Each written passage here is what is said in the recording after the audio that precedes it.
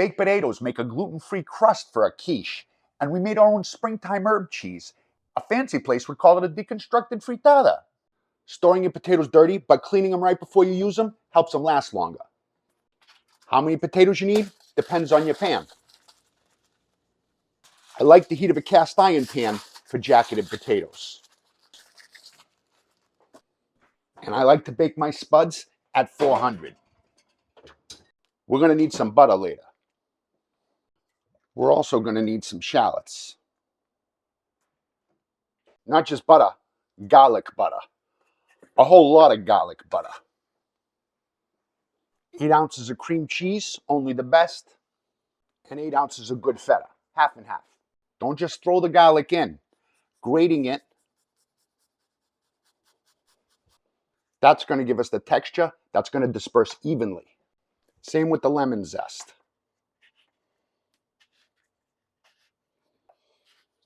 Fine threads.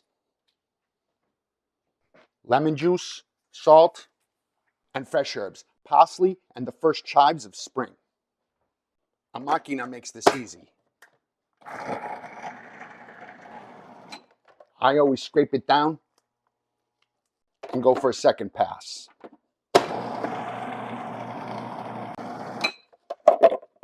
You can smell that.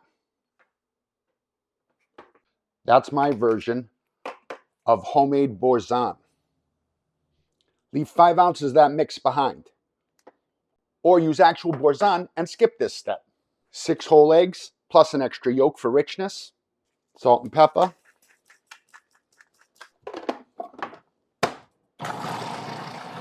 And a cup of whole milk.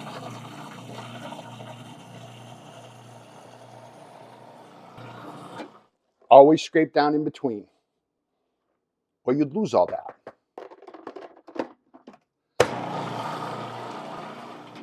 That's not like normal quiche. That's quiche with spring chives.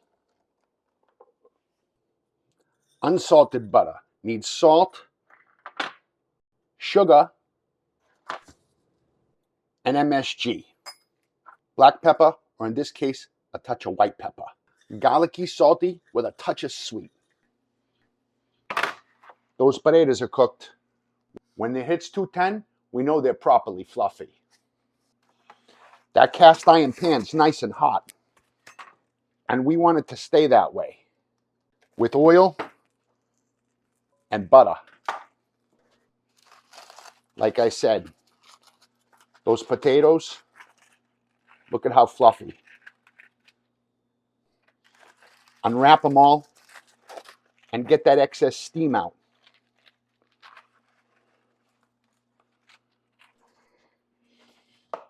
That hot pan is going to help give this a crispy bottom.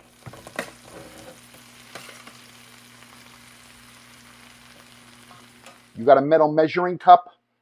Use that to form your crust. Not just the bottom, the sides too. It's a gluten-free crust. If you put that garlic butter on the bottom, it would burn. But it's going to help get the outside of this crust golden brown. Ooh.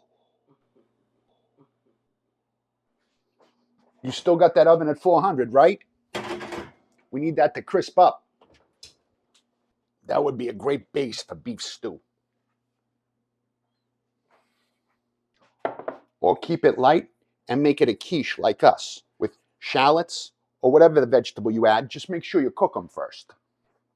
Shallots will accentuate those chives and herbs nicely.